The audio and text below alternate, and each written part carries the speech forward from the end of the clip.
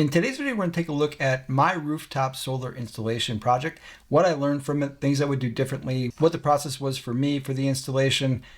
I think you're going to get a lot out of this video if you're considering getting rooftop solar on your house. All right, let's go ahead and jump right in.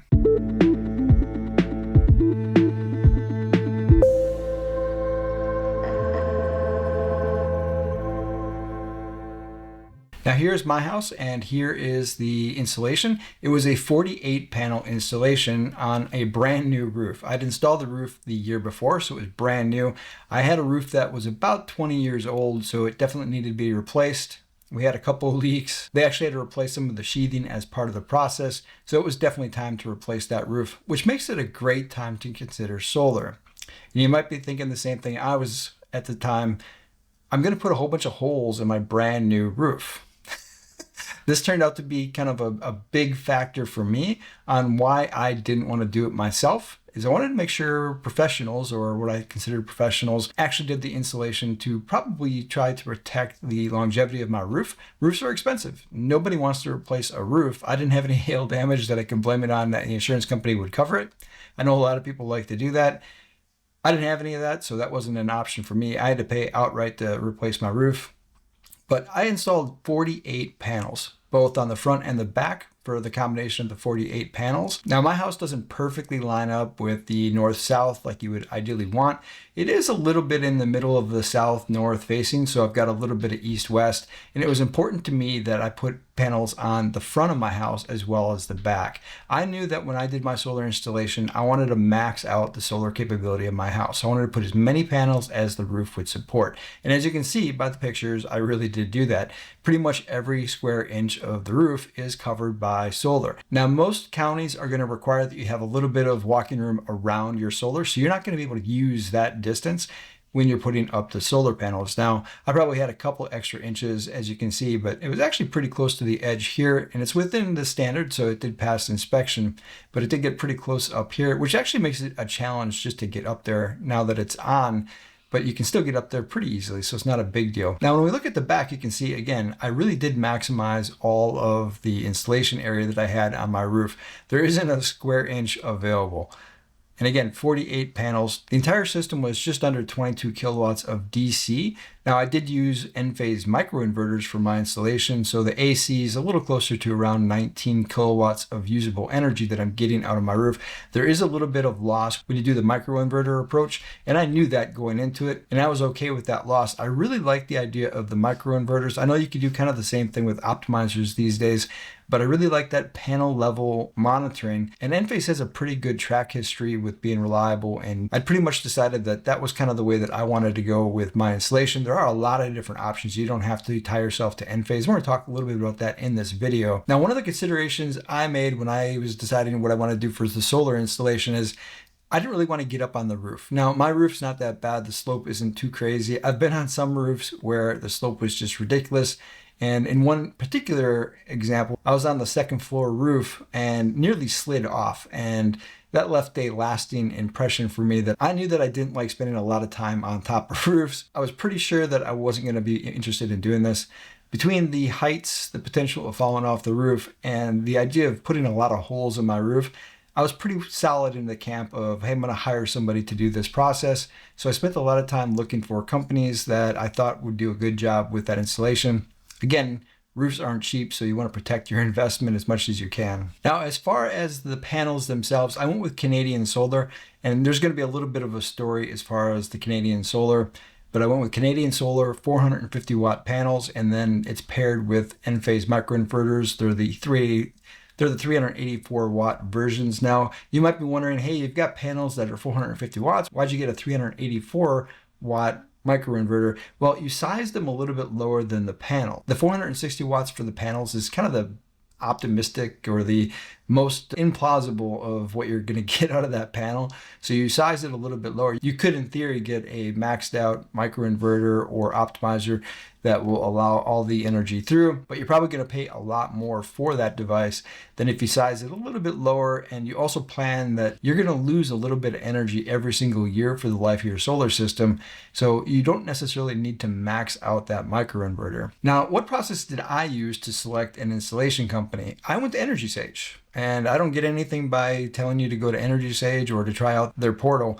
but I highly recommend you try out their portal.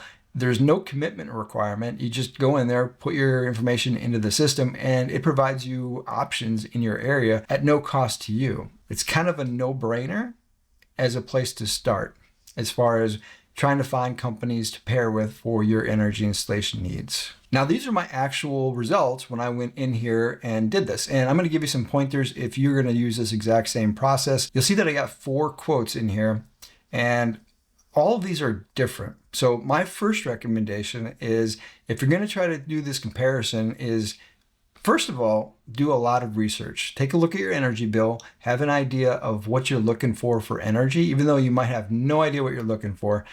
Take a look at your energy bill and kind of figure out what that's going to equate to. Whenever you do these quotes, and it doesn't matter if you do it from EnergySage or another company, they're going to ask you for at least a year's worth of your energy, and they're going to try to figure out what is your average usage. So they can kind of figure out what size system that you need for your use case. Now, my recommendation is buy as much as you can afford. Whatever that is, buy as much as you can afford, because you will probably grow into it, and it's a lot easier to do this now than later on down the road to add more capability. So just max out, get as much as you can. That was my thought process, but I also knew that I wanted to do a lot of upgrades. So I wanted to plan for a future that I knew was coming. I planned on switching as much as I could over to electric. I had a lot of gas appliances in my house. I had a gas water heater, a gas furnace, I had a gas stove. So pretty much everything in my house was gas. And I knew I wanted to change as much of that over to electric or heat pump as I could. So that was going to increase my electrical usage. So even though my average usage suggested that I should probably get a system of around 16 to 22 kilowatts, I knew that I wanted to get the biggest possible system that I could afford. Now, when you get these quotes, having an idea of what you're looking for as far as your system, try to get these quotes to be as close to apples as you can. So what am I talking about? Now, if we take a look at these, I did not do this, so this is why I'm recommending that you do this. I should have done this from the beginning. We can see that we've got a very big difference between all 4 of these. Not just price, but there's actual differences here on needs met. Now, if we take a look at Cosmos Solaris here, and we view that quote a little bit more in depth, we can take a look at their reviews. We can take a look at all the numbers for how everything kind of is broken down here. But let's scroll down a little bit. And they're saying 36 panels at 460 watts per panel, around 19,000 kilowatt hours for my yearly production. Now they're saying that's around 124%. But the system size is only 16.6 kilowatts. I knew I wanted more than that. That was essentially what I was predicting that I actually used right now based on my assessment. So I actually thought that this was a very low number in comparison to what I actually thought I needed. I knew that I wanted to get around 19 to 20 kilowatts minimum from my system, or again, as much as I could afford to put on my roof. But then take a look at everything else. REC panel, I had actually done some research on panels, and I knew that that was one that was a pretty good panel. So I'd considered getting that one also. And there's a couple other brands that I thought were really good brands. In reality, most panels are pretty good and they're very comparable. And just about all of them include a 25-year warranty. So it's really hard to do the wrong choice for a panel. Most of your solar installers are using pretty good high quality panels because they got to come back and maintain things. And the more issues your system has, the more likely they're going to have to come back here to fix your house. So they're going to try to pick brands that are reliable, assuming that they don't want to go out of business in the next year or two to put on your house. But if we take a look at EnergySage's website here, a lot of information in here to include all the breakdowns of the numbers so you can kind of see how they're factoring everything in there and whether there was batteries included. Now, some of these quotes actually included batteries and some did not. Some of them actually said they won't do batteries.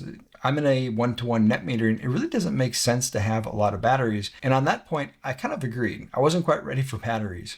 But if we take a look at this, we can also see that they provide a little bit of a breakdown of the sun. Now, Of note, I didn't actually have this tree at the time of the solar quote. I'd taken it out a couple months before, and this is kind of that prep stuff. So in addition to the research, you want to get the property ready for solar. Now, I also taken out this tree here. So both of the trees that are really close to my house, I had removed, but I didn't do anything about a lot of these other trees. I can't because most of them are on other people's property. So unfortunately, there's not much I can do about it. And actually, this does impact me in the long term, that we've got all these really developed trees around my neighborhood. Now, one other thing I'll say about EnergySage is make sure that you actually click on these things so you can explore what people are saying, what's out there for social media, and then you'll take a look at the financing notes to see all the specifics here. Some of the companies put a lot of documents in here for you to take a look at, and some of it's some really good information. And I didn't spend a lot of time looking at all the attachments in each of these. I, like most of you, was fixated on all the math here and all the numbers of how much this was going to cost me over the long haul. Definitely important. Don't forget to take a look at all those documents that are attached there. But now, apples to apples comparison. So we're talking about a 16.6 kilowatt system. Now let's go take a look at a different quote. So now we've got a quote here for $61,000 from Palmetto Energy. Let's go ahead and view that quote. And if we scroll down a little bit, we'll see that they've got a 23.9 kilowatt system. And that's actually a little bit closer to what I was looking for. So 59 panels, but I didn't like the watts per panel. And this is the apples to apples comparison. Talk with them and try to get a standard wattage as much as you can. It's not always possible because sometimes they use specific brands and they're not willing to change the brands that they're using, but you want to try to get as close to an apples to apples comparison as possible. Now, in this case, we can see they're using Enphase. In the case of Cosmo, they were using Tesla. So that was one thing I reached out and said, hey, I'm absolutely not going to use anything Tesla. I don't want batteries from Tesla. I don't want batteries from Enphase. I really wasn't ready for batteries to begin with because I was still trying to figure out what did I need for batteries. And I didn't have enough time to figure that out along with the solar. And because I'm one-to-one net metering, I knew that it wasn't a huge priority for me to get batteries anyway. But then you got to take a look at, hey, what is JA Solar? Is that a good brand? Based on EnergySage, they're saying it's okay, but it's definitely not excellent like REC was. And when you do your research, you'll probably find, yeah, it wasn't excellent. And that's actually what I found also, is that it's okay, but it's not a great panel. But when you use EnergySage, one of your first priorities is try to get an apples to apples comparison. Talk with each one of them and say, hey, this is kind of my plans for the house. I was thinking that I needed more energy, or I needed less energy, or I needed batteries. Tell them what you're thinking based off of your research into solar, and have them adjust what their quote is to match what you're looking for. Then when you come in here and you can say, okay, everybody's giving me 17, 18, 19 kilowatts of production. All right, what's the price when they do this? You know, maybe they're a little bit closer, maybe they're really far away, but that at least gets you in the ballpark system-wise, so you can do a comparison to see that you're getting the right system value that you're looking for. Now, the other thing you want to do is, this just shows you what companies use EnergySage in your area. Reach out to other companies in your area and see if they'll give you a quote also. Sometimes your electric company, in my case Dominion, they actually do solar installations also. Reach out to your electric company and see if they do installations and do a comparison on what they're going to do versus what other companies would do. Or just reach out to those other companies. I actually reached out to several companies in my area to get quotes also. Some of them were a lot higher and some of them were a little bit lower. But I tried to get, again, as close as I could to kind of the same type of a system when I was talking with all these different companies. Now, in one specific example, they only used a very specific brand of panel, and that was the panel that they only used. And it was actually a pretty good panel, but it cost an arm and a leg to get that particular panel. Now, let's take a look at Nova Solar here, and we're going to take a look at the financing options that we have here. So, when I bought, I had the benefit of the federal tax credit. That's no longer an option. I'm not sure that that will ever come back. It's definitely not going to come back in the next couple of years. Maybe it'll come back a few years after that. We'll see. But without a federal tax credit, what are your options? So essentially, you've got the option of doing a straight up loan, and you're not going to get a federal tax credit, so your monthly payments are going to be a little bit higher. And there are other options out there where you could potentially lease it. I don't recommend leasing a solar system. It's going to be mounted to your house for an indefinite period of time. Leasing just seems like a really bad idea in my opinion. I do know that some people have really benefited from doing the lease option. Here's one caveat that you might not think about or might not consider. If you're leasing it, you're paying a certain amount for that particular system. In addition to that, I can tell you that sometimes you're going to pay money on your bill. Now, in my case, my solar basically wipes out most of my bill, but I still have a little bit of a bill. The way that my energy company provider does things is you get every kilowatt that was over 15, they charge you a standby fee. So I get these standby fees that add up kind of quickly on your bill, especially in these winter months where there's not a lot of solar production. So you end up having to pay your lease, and you're going to be paying a little bit of an electric bill. Now, for the most part, and I'm going to do this as a standalone video, I don't really pay an electric bill. For the most part, my entire energy usage is wiped out by my solar system.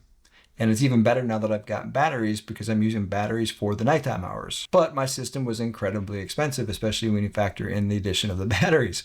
So leasing it, in my opinion, is just not a great option. I recommend you buy the system. That way you're paying the loan plus any additional electric. Just keep in mind, you're probably going to have to pay a little bit of an electric bill depending on how much of the solar system will cover your actual usage. So it might not perfectly balance out for you, especially in your area. Where I'm at in Virginia, the electricity rates aren't too crazy. I do save probably a couple $100 a month some months, and some months I save less, maybe $50, $60, $70. But there are some months before I had solar where I was paying $200 or $300. I never have a month like that anymore. But again, I'm going to do a whole video on the cost savings in the next couple weeks. The one thing I'll say about how to pay for the system is because the federal tax credit is going away, there's a lot of discussion in the industry about what the future of buying these systems is going to look like. So I wouldn't say that anything is settled in stone right now. If you can make it work, I recommend that you take a loan out or pay it outright. Paying outright is always the best option in my opinion, because then you don't have to pay the monthly loan, but then you just have to pay a little bit on your solar. So if I could have done it that way, that's what I would have done, is paid for it outright. But I did take out a loan for mine and then wiped out most of it with the federal tax credit, which was kind of nice. So now a big question for some of you is going to be, do you need a battery or not? Now, if you live in an area where you have net metering 1-to-1, you don't need a battery. For all the energy that you produce that exceeds what you use, you're going to get a credit. And the next month, let's say that you use more than you actually produced, that credit's going to wipe out as much credit as you have for that month. Now, in my case, I've got thousands of kilowatts stored up in credits, so I don't really have to worry about it other than these stupid standby charges, which is why my bill is really low. Now, if you live in an area where it's 3-to-1, where for every kilowatt of energy that you produce, you only get a third of it back for your bill, you might need battery to offset that. Or if you've got great time of use options where you use battery during the day when it's really expensive and then you charge your batteries at night when it's really cheap, potentially that would be a great investment for you to get battery. When you talk about adding battery to a system, there's a lot more considerations in that process, as far as, do you want to get a Tesla? Do you want to get an Enphase? Do you want to get a Franklin whole home? Most of the solar companies are going to pair with one of those 3 brands. Sometimes they use other brands, but most of them are tied to those big brands. That's not always the best option, especially if you don't have wall space. I'm going to do a video on the battery storage and some of the considerations that go into that in the future. So definitely don't forget to subscribe and like this video if you want to get notifications about those videos, because I'm going to be doing a lot of content on a lot of different things that I've done for my house that I think might benefit you for your house. So don't forget to hit that like and subscribe and hit the notification bell so you get notified about things when I post them. But you may not have a lot of wall space, so a Tesla or a Franklin might not make sense for you. And then you might want to do something like a rack battery, which is what I did, which allows me to use my vertical space instead of my wall space to have a lot of battery. So I've got a 40 kilowatt system with plans to get to 80 or 120 kilowatt system. That would not have been possible using the Tesla, Franklin, or Enphase. For Enphase, my wallpaper in most of my house would have been batteries to achieve that kind of storage capacity. It's just not practical. Tesla's a little bit more practical, but again, you use up a ton of wall space, and I just don't have a lot of wall space. Now, what are the things I wish I knew that I didn't know when I was going through this entire process? Research, research, research. Now, in this case, I'm showing you the contour system from Iron Ridge. I had no idea that this was an option out there. My solar installer didn't mention it, didn't bring it up, never talked about it. But it's essentially a critter guard, and you can put this up around your panels to keep the birds out and the chipmunks and the squirrels or whatever else is going to be on your roof that's going to put a nest or do all kinds of crazy stuff. and potentially eat through your cables or cause some damage and that kind of stuff. I had no idea. It wasn't mentioned. And from a solar company that makes money by doing a lot of this kind of additions, you really would have thought that they would have told me about this information, but they didn't. I didn't find this out until weeks after I did the installation, and I happened to watch a video, and all of a sudden they were talking about putting this stuff on. And I was like, what is that? And actually, it looks pretty good. You basically put these things around your solar panels, and it makes it have a really nice look on the top of your house. In my opinion, it actually just makes it look a little bit better.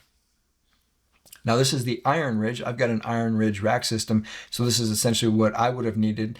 But again, they didn't even mention this. And I actually emailed them and I said, hey, was I supposed to know to ask about this? Because I did a lot of research, but I don't necessarily know everything about solar. So I was a little frustrated that they didn't mention this at any point. The next thing that nobody mentioned was CTs. And what was funny was I kept talking about monitoring things, being able to see everything, and at no time did they tell me they weren't going to put CTs on there. I didn't know what CTs were, had no idea. It didn't come up again in my research. I was looking at the big items, what kind of solar panels, what kind of rack rails, what are the holes that this thing's going to be putting into my roof. I spent a lot of time trying to figure that out, make sure I got something that was going to be fairly reliable or as reliable as possible moving forward. CTs was not on the radar. And funny enough, for $50-ish, you can get CTs. And for a system that costs tens and tens of thousands of dollars, you would think that adding a $50 attachment wouldn't be rocket science in the case of a solar installer. But apparently that is. So these are the kinds of things that didn't show up that I wish I had known. So make sure that when you're looking at solar, that you have the ability to monitor your solar production. So ask, clarify, hey, are you going to put CTs so I can actually see what's going on with my solar production? It sounds funny that you should have to ask that question. And perhaps that's just the solar installer that I picked. They had pretty good reviews, like you saw on the screen there. But these are the kinds of things that you would expect your solar installer to bring up. Hey, do you want to be able to monitor it? I think that's a no-brainer, especially for $50. Now, in this case, I reached out and I said, what do you mean you didn't install CTs? And they came out and actually fixed this. They had to come back and do some stuff for code compliance anyway. So this worked out well for me that we got that installed at no cost to me. Again, it was $50. And I pointed that out. It was a $50 add-on. And it's actually pretty easy to do. I was considering just buying it myself and doing it myself because it's not hard to do the CTs. But after I paid as much money as I did for the system, I really felt like that was their job to put this into my system. And they did. Now, some final things to talk about. Cost. Now, my system cost around $67,000. Fortunately, I got a huge chunk of that back in my federal tax refund. Now it didn't fully knock out everything, but at the end of it, I was around $30,000 left, and it's almost entirely paid off, having done this about 2 years ago. So it does cost a little bit of money to do solar, especially if you're hiring somebody to do it. In my case, there was no added costs. So what they quoted me is exactly what I paid. I didn't pay $1 over that, even though they forgot to do the CTs and there's some other things. For the most part, everything went really, really well. And actually, I really did have a good experience with the installation company. Those were a couple little frustration points at the end. The actual installers were phenomenal. They did a really good job. I actually had a pretty good time talking with them about different things that I was trying to do. I actually paired this with my span panel, and I did a video on the span panel. Link up on the video so you can check that out if you're interested in the span panel. I'm going to be doing more content on that also in the future. But that's the other thing you might want to consider as part of your solar is what else that you want to do. Sometimes it's a little easier to do that when you're working on the solar because they're already working in your panel. If you've got a panel that's 30 or 40 years old, it might be a good time to upgrade your panel. And if you upgrade to a smart panel, you'll get even more information about how your energy is being used so you can kind of tailor things based on what your goals are for your solar and energy projects inside your house. Now let's talk timeline for a second. It did take quite a few months. I started this entire process around August and I finished the install on December 31st. So it took an incredibly long time to do this process. Now, in their defense, they have to do engineering plans and there's a lot of paperwork that goes into doing this. And I would say that the engineering plans is another benefit or reason why you might want to hire a company is they have to do all the load calculations to make sure your roof can actually support it. So if you've got a really old house, you might want to have that done just to make sure that your house can support the solar that you're putting on there, especially maybe if you live in a hurricane area or you're in a tornado prone portion of the country, we've got high winds, then those calculations could save your house in the future. Maybe you have to do some upgrades to the infrastructure in order to be able to support the solar system. Now they're supposed to do all those calculations, and in my case, I actually got copies of a lot of that. And here's a couple pages from that plan, but you can kind of see what goes into it. And it's a 16-page document and it includes a lot of information about the specific attachments they were going to use for my house, and a lot of the different information about the service plan, load center, all that kind of information was in here as well. And then the actual hookup and how everything was actually going to be set up for the installation. So again, it takes time to build these plans. So keep in mind that they have to do these plans as part of that process, and they have to get an engineering stamp on it as well. Now, a lot of times as a homeowner, you're not required to do a lot of these steps. Obviously, that's different from place to place. So reach out to your permit office and ask what they require. Even for a battery install all on its own, a lot of times if you hire somebody, they're required to put this in. Now, in my case, I did the battery install for the most part, and then I hired an electrician for a couple things. So I wasn't required for batteries to do this, but I did do some basic stuff and then provide that there.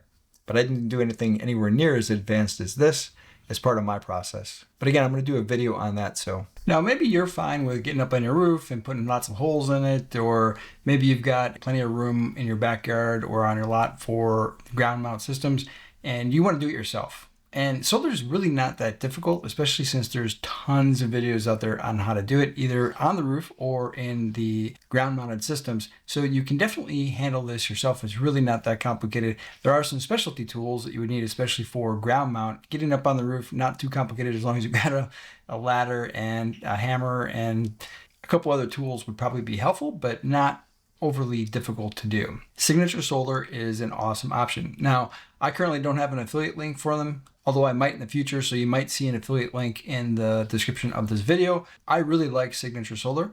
I buy lots of stuff from them. I plan to buy more things from them in the future. I don't think you can go wrong with Signature Solar. One of the best aspects of Signature Solar is they're there to answer questions when you have them. So if you're trying to do a battery install or you're trying to do a solar install and you have questions that pop up, you can get on the phone and reach out to them. A lot of the other companies you can buy things from aren't necessarily going to be able to provide that same level of customer support. So that's what you get with Signature Solar that you might not get from anybody else. And again, I'm not getting anything. I don't even have an affiliate account with Signature Solar right now. But again, I might. So check the description of this video. YouTube really doesn't pay a lot for this content. And right now, I'm not making anything off of YouTube for this content. I'm not currently monetized on this channel. The affiliate links, when you click those, really do help pay for that the YouTube content creators are producing. So every time you click a link in the description of a video, you are helping out that content creator and helping to support that channel. So if you do see affiliate links, and actually I do have a couple of affiliate links for other things in the description of this video, feel free to check those out. But if you see Signature Solar, definitely something to check out is Signature Solar. One of the best options is design your system. So if you really don't have an idea of what you're doing with solar, you can reach out to Signature Solar. My favorite price of all time is right here. It's free. Free is a really great price for design services. And you can see that they've got a lot of people that have used their services already. And you can kind of see some examples here, but they provide the actual products here also. So you can actually look at solar kits and you can see the batteries and you can see the actual solar panels and you can see a lot of the equipment that you can get directly from Signature Solar. You've got a person on the other line that almost every time that I've ever had to pick up the phone or get on their chat, I use the chat a lot of times for contacting Signature Solar. There's always somebody there that's very knowledgeable to answer the questions. And if they don't have the answer, I usually get an email with the answer. And there's a lot of companies out there that aren't doing that. And again, I'm saying that right now, not even as an affiliate, but on their portal here, you've got a ton of options. So if you're trying to put together, for example, batteries, well, the EG4 batteries are phenomenal. And you can see some examples of those right here on this page. Their inverters are also fantastic. So if you're getting ready to do a solar install, I highly encourage you to check out Signature Solar, especially if you want to do it yourself, because it's got a lot of great options. And then you can kind of figure out what you're going to do and use Signature Solar for that job. Now, I have played around with the idea of moving to some place where I could put ground mounted solar. So that's something I've considered. And I can tell you that if I do ground mounts, I'm probably going to be reaching out to Signature Solar for their products as part of that process, because I can do a ground mount myself. I might need to hire a company to dig the posts and do things like that, especially depending on what age I am when I'm trying to do this. But actually installing panels and running wire, I am more than capable of doing that work. Now you might be asking, would you do it again? And the answer is absolutely. I would definitely do solar again. I would do it even now that there isn't a federal tax credit. I would still do solar. One of the things that I wanted to achieve was not having a lot of bills as I get older. Now, this house has a brand new roof on it. It's got solar on it.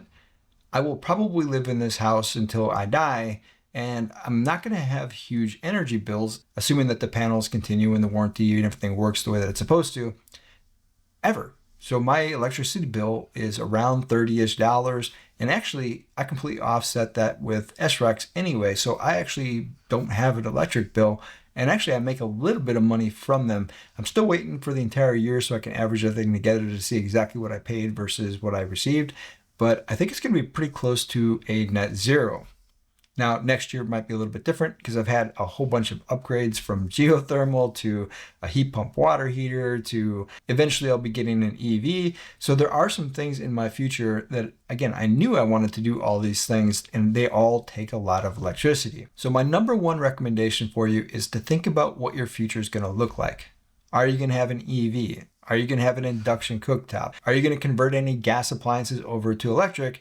Because as soon as you start having a lot of electricity that you're not paying anything for, all of a sudden everything that was gas becomes an option for an upgrade and switch over to an electric or a heat pump to get that energy efficiency option. I did a lot of math, so I was pretty sure that was going to be the route that I was going to go. And I've still got other things planned in the future. Now, hopefully you found this video helpful. Let me know in the comments, did you do your installation yourself or did you hire somebody? And what was your experience? Don't forget to hit that like and subscribe button. It really does help the channel grow.